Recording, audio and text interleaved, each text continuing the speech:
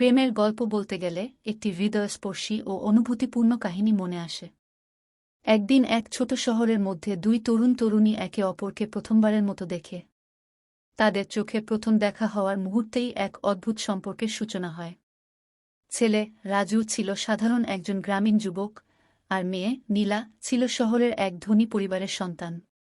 তবে তাদের মধ্যে সামাজিক অবস্থান বা প্রথাগত বাধা কিছুই তাদের সম্পর্কের পথে আসেনি। তারা একে অপরের সাথে কথা বলতে শুরু করল, ভালোবাসার প্রথম অনুভূতিগুলো একে অপরের মধ্যে জেগে উঠল। নীলার চোখে ছিল একরকম শান্তি এবং রাজুর মধ্যে ছিল সৎ আর নির্ভীক মনোভাব। সময়ের সাথে সাথে তাদের বন্ধুত্ব গভীর হতে শুরু করল। কিন্তু নীলা জানত তার পরিবার এই সম্পর্ককে কখনোই মেনে নেবে না।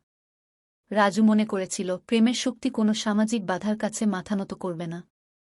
একদিন নীলা রাজুকে জানাল তার পরিবার তার সাথে অন্য একজনের বিয়ে ঠিক করেছে। রাজু হতাশ হলেও তার প্রিয়তমার সুখের জন্য সবকিছু মেনে নিতে রাজি হয়।